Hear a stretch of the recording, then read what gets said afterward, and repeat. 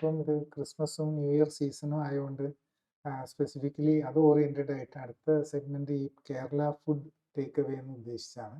അപ്പം ഈ സീസണിൽ എന്തെങ്കിലും പ്രത്യേകിച്ച് ഒരു അഡ്വൈസ് കൊടുക്കാനായിട്ട് ഉണ്ടാവുമോ? പണ്ടൊക്കെ ആണെങ്കിൽ നമുക്ക് ക്രിസ്മസ് എന്ന് പറഞ്ഞാൽ ഒരു സദ്യ കാണുള്ളൂ, അല്ലെ ന്യൂ ഇയർ എന്ന് പറഞ്ഞാൽ മാക്സിമം പോയാൽ ഒരു ന്യൂ ഇയർ ഇതുണ്ട്.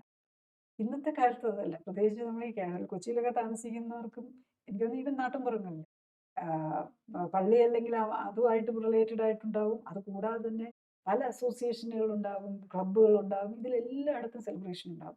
അപ്പം ഇതെല്ലാം നമ്മൾ പോയി കഴിച്ചു കഴിഞ്ഞ് കഴിഞ്ഞാൽ ഈ സെലിബ്രേഷൻസിലെല്ലാം നമ്മൾ കഴിക്കുമ്പം ഈ ഫാറ്റ് എല്ലാം നല്ല ഫാറ്റി ഫുഡായിരിക്കും. നമ്മൾ കാണുമ്പോൾ ഫ്രൈസ് ഒന്നും അധികം ഇല്ലെങ്കിലും നമ്മൾ ഈ ഉണ്ടാക്കുന്ന ഗ്രേവിയിലും എല്ലാം ഭയങ്കരമായിട്ട് ഓയിൽ ആഡ് ചെയ്തിട്ടുണ്ടാവും.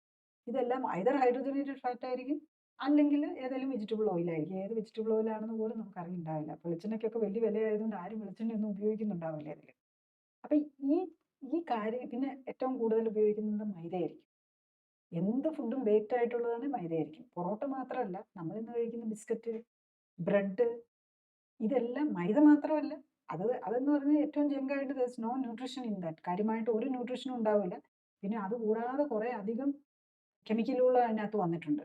അപ്പോൾ അതൊക്കെ ഈവൻ ഡയബറ്റോജനിക് ആണ്. അത് അലോക്സാൻ മൈദക്കകത്തുള്ള ഒരു ഒരു കെമിക്കൽ, അതിൻ്റെ ഒരു ഇത് വരുന്നതാണ് അലോക്സാൻ. അത് ശരിക്കും ലബോറട്ടറി ആനിമൽസിലൊക്കെ ഡയബറ്റോജനിക് ആയിട്ട്, അതായത് പരീക്ഷണം നടത്താൻ വേണ്ടി ഡയബറ്റിക് ആക്കാൻ വേണ്ടി ഉപയോഗിക്കുന്ന മരുന്നാണ്, ഒരു കെമിക്കലാണ്. ഇതിനെയാണ് നമ്മൾ ഇതിനകത്തുണ്ട്. അപ്പം നമ്മൾ കൂടുതൽ കഴിക്കുന്നതനുസരിച്ച് നമുക്ക് കൂടുതൽ ഹാം ആയിരിക്കും വരുന്നത്. കൂടുതൽ അറിയാൻ ലിങ്ക് ക്ലിക്ക് ചെയ്യുക. കൂടുതൽ വീഡിയോകൾക്കായി സബ്സ്ക്രൈബ് ബട്ടൺ അമർത്തുക.